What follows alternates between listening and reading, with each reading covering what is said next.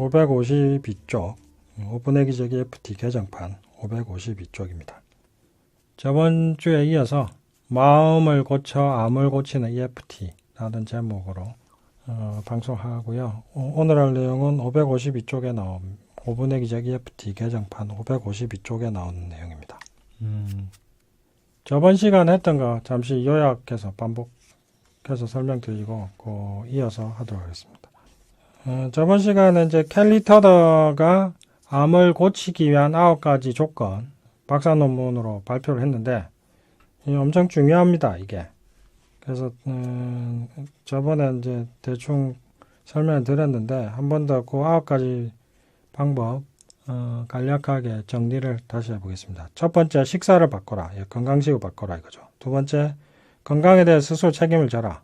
의사에게 다 맡기지 말고 스스로 자신의 건강에 대해서 자기가 책임질 생각해야 된다 이거죠. 의사는 도와주는 거지 다 해준다고 생각하면 안 됩니다. 그럼 병 안 낫습니다. 세 번째, 직관을 따르라. 직관에서 제일 중요한 직관은 뭐냐? 내가 왜 이 병이 생겼고 어떻게 해야 이 병이 나을까 하는 것에 대한 직관을 얻는 게 중요하다 이겁니다. 그 다음에 네 번째, 약초나 건강보조제를 활용하라.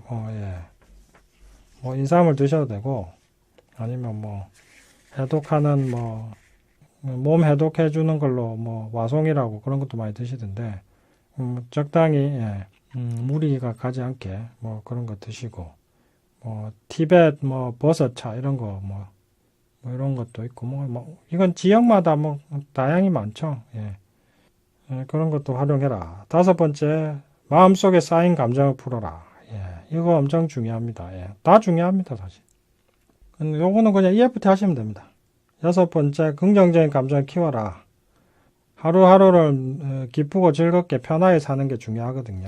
그래서 긍정적 감정을 키우는 좋은 방법은 감사하기, 웃기, 재밌게 놀기, 이런 것들이죠. 그 다음 7번, 영성을 길러라.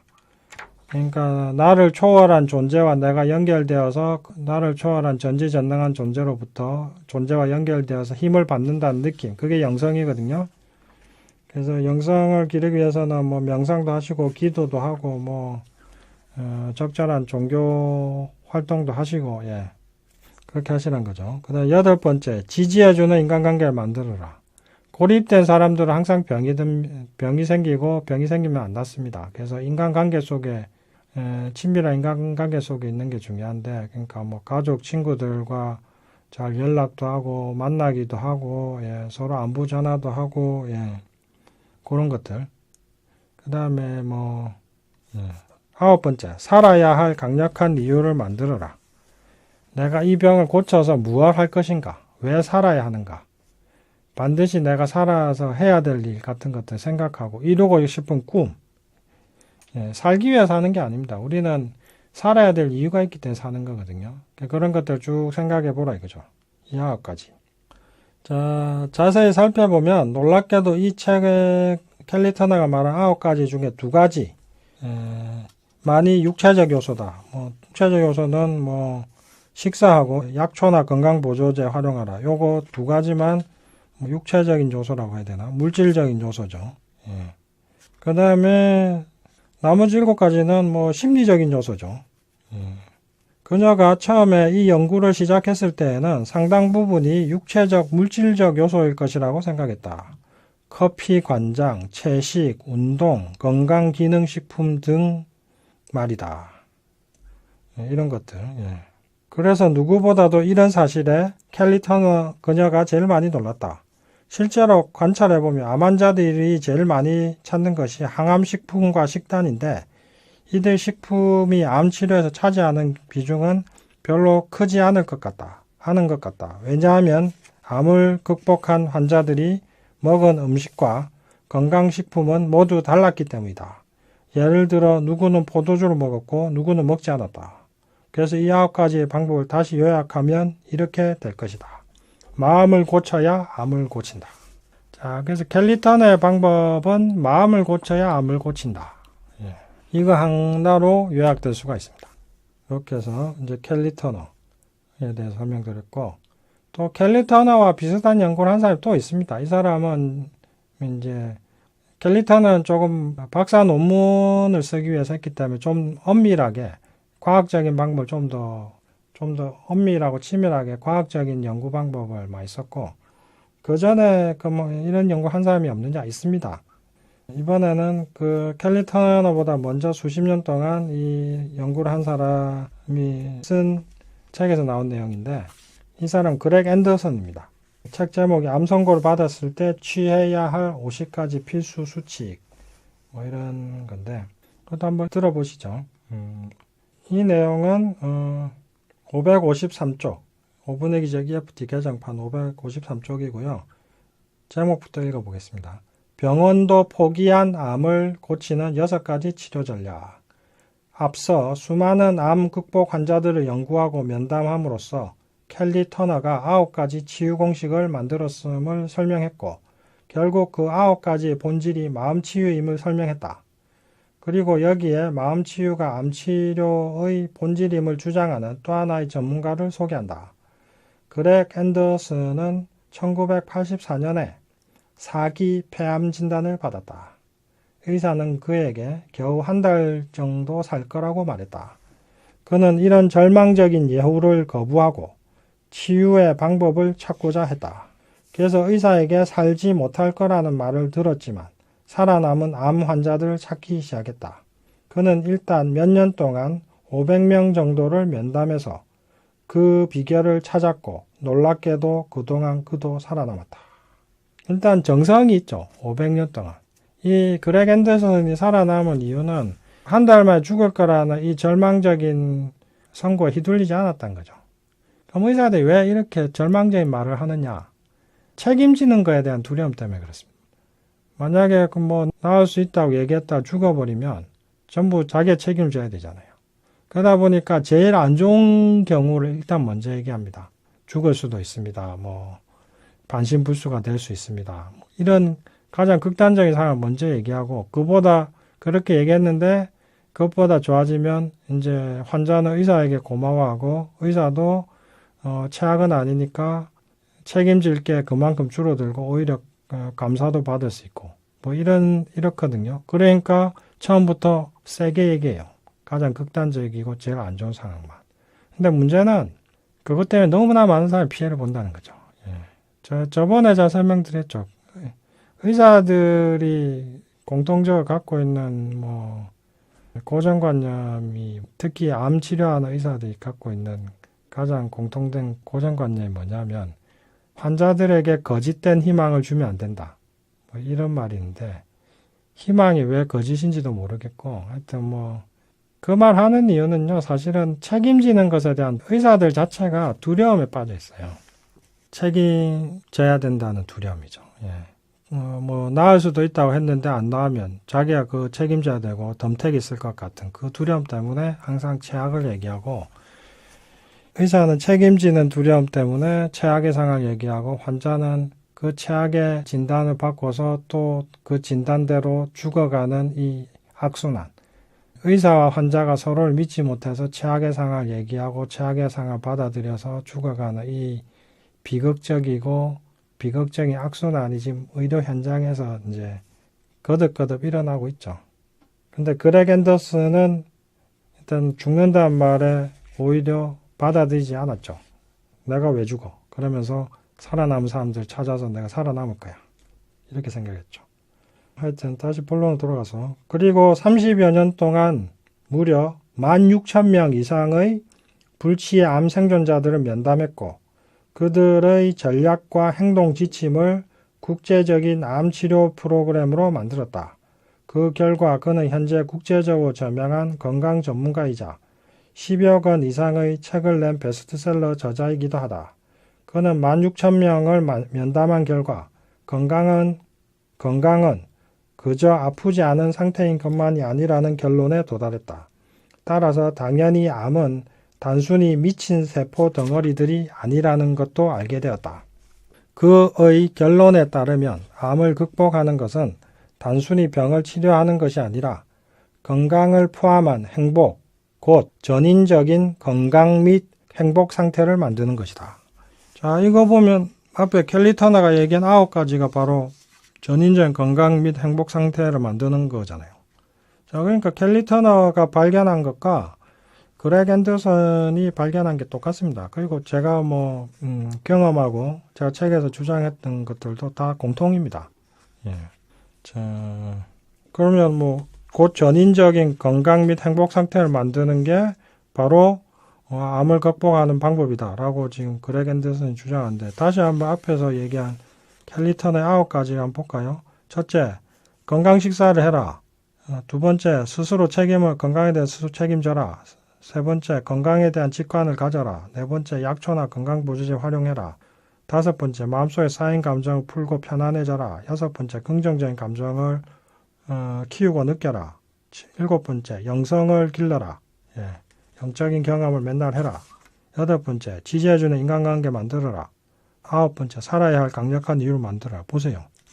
이게 바로 전인적인 건강 및 행복 상태를 만드는 거잖아요. 그러니까 켈리 터너가 발견한 거나 그렉 앤더슨이 발견한 거나 똑같아요. 그렇다고 그가 현대의학을 거부하라고 하는 것은 아니다. 그의 주장에 따르면 현대의학에 대체보완의학을 결합한 통합적 치료가 결과가 더 좋고 부작용도 적고 삶의 질 향상에도 좋다.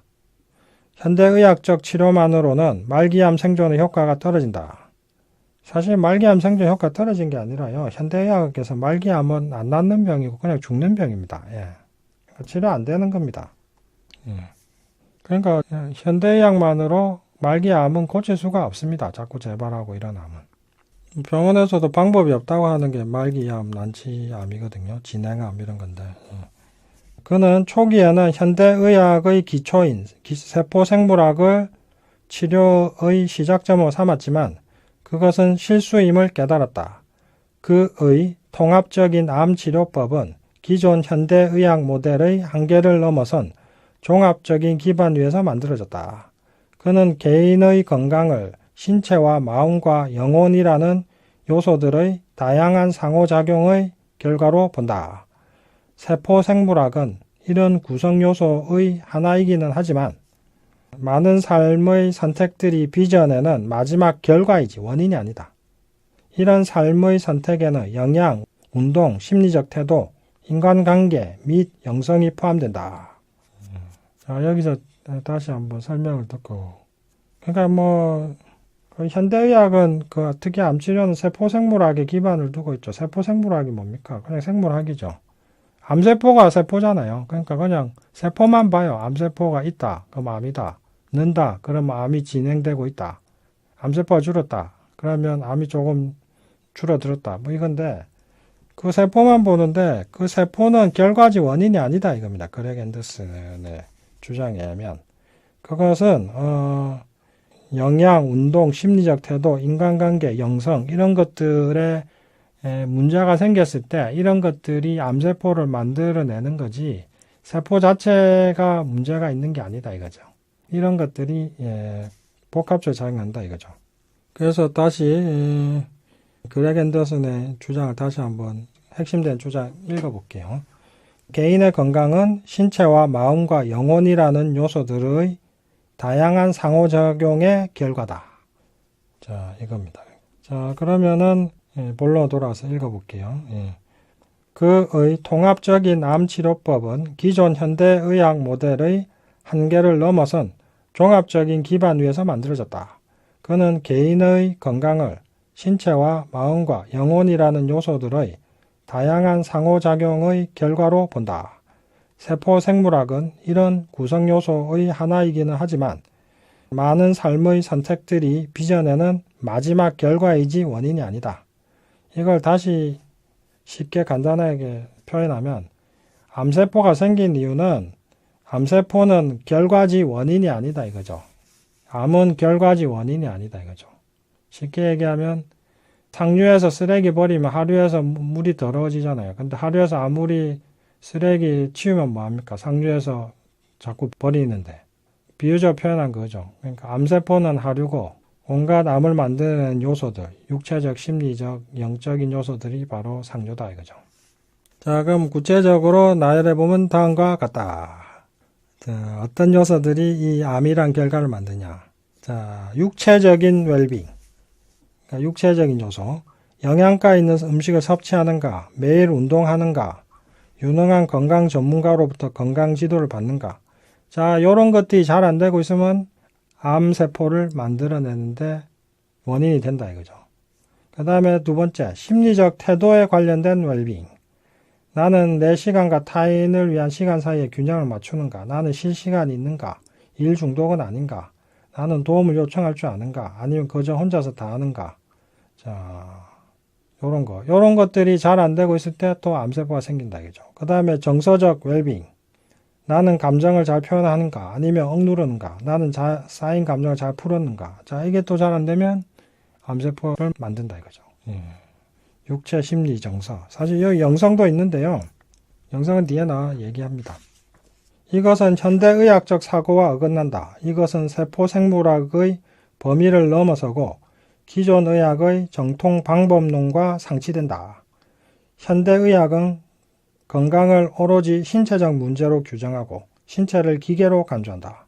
따라서 질병은 일종의 기계 고장일 뿐이다. 이 관점으로 보면 질병은 그저 특정 부위의 고장이며 그 부분만 고치면 된다. 그래서 암에 걸리면 수술과 방사선과 화학 제재로 특정 부위만 고치면 된다. 물론 이런 치료가 일정한 효과를 발휘하는 부분이 있다. 하지만 결코 주된 위치를 차지할 수 없다는 것을 그는 알게 되었다. 자, 이것과 관련해서 제 관점을 설명드리면 암은 국소질환이 아닙니다. 예를 들면 뼈가 어디 부러졌으면 그 부분만 문제가 있는 거잖아요. 근데 암은 간에 생겼다고 해서 간의 문제가 아닙니다. 암은 기본적으로 전신질환입니다. 왜냐? 암은 전이하잖아요. 간에 있는 게 아니라 간에 암이 생기기 전에 이미 발견되었을 때는 암세포는 온몸에 퍼져 있거든요.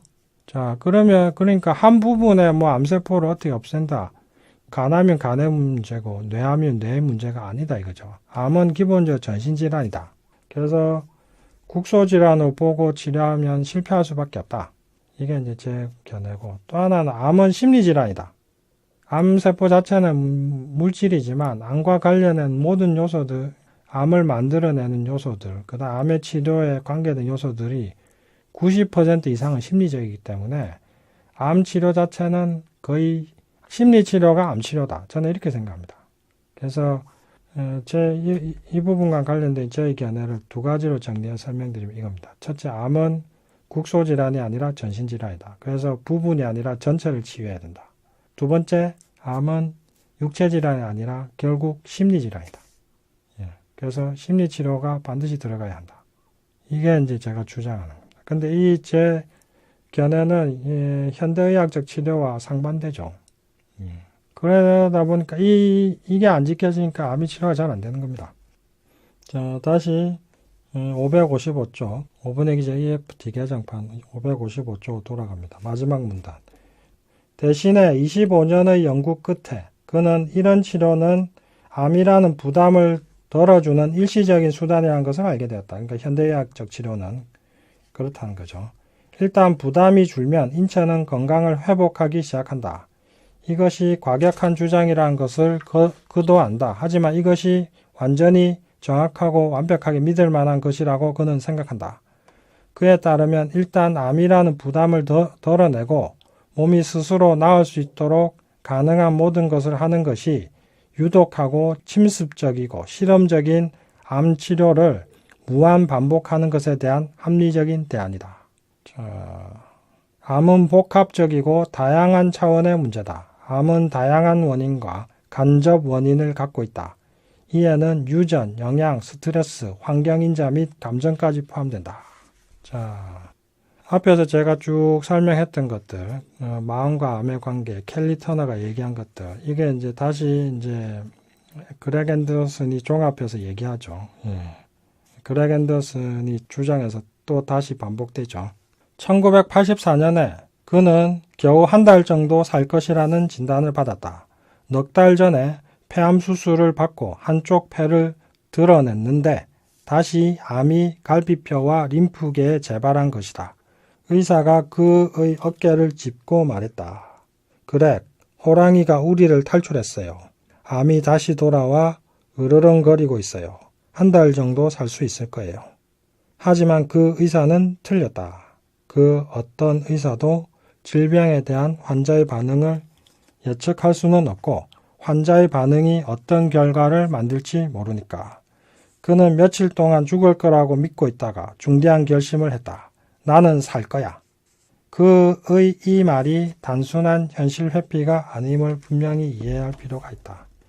하여튼 미국은 요즘 그나마 좀 덜한가 본데, 하여튼 거짓된 희망을 주면 안 된다는 이 맹목적인 이 신념 때문에 죽어요. 몇 달 살아요. 몇 달 이상 못 살아. 이런 말을 너무 많이 한다 이거죠. 사실 그럴 수밖에 없었어요. 그렉 앤더슨은. 왜냐하면 넉 달 전에 폐암 수술했는데 넉 달 만에 다시 암이 쫙 다 퍼진 거예요. 갈비뼈, 림프계. 이렇게 전이되면은 거의 100% 못 산다고 의사들은 보거든요. 예. 자, 그런데 그렉 앤더슨이 제일 먼저 한 거는 나는 죽지 않겠다고. 예. 그 절망감에 굴복하지 않은 거죠. 그 다음 읽어보겠습니다. 그는 살겠다고 결정함으로써 암에게 이기기 위해 할 수 있는 모든 것을 하겠다는 결정을 내렸다. 그는 그에게 주어진 매일을 가능한 최상으로 살기로 결심했다. 그는 의사의 말이 주는 절망에 집중하지 않으려 했다. 대신에 그는 희망의 자세를 지키려고 했다. 이런 결심은 그의 병과 인생을 바꿨다. 이렇게 함으로써 그는 더 나은 날과 또한 더 많은 날을 살 수 있게 되었다.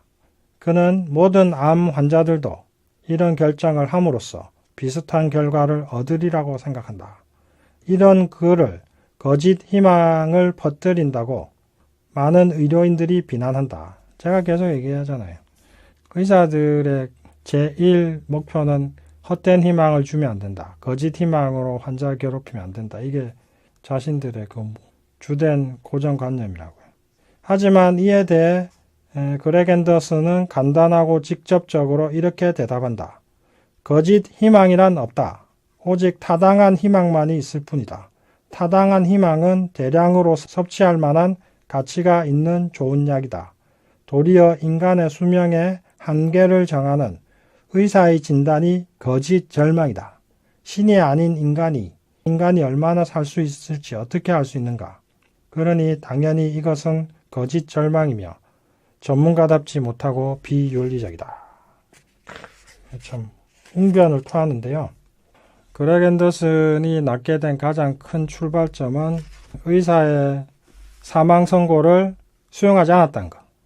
이게 가장 큰 출발점이고 시작이죠. 이게 또 제일 중요합니다. 사실 모든 말기암 환자분들, 난치암 환자들에게. 일단 오늘 여기까지 하고요. 다음 시간에 또 이어서 하도록 하겠습니다. 하여튼 제가 암 환자분들 수백 명 상담하고 치료하고 하면서 제가 느낀 거는 암이란 병에 인생이 다 들어있더라고요.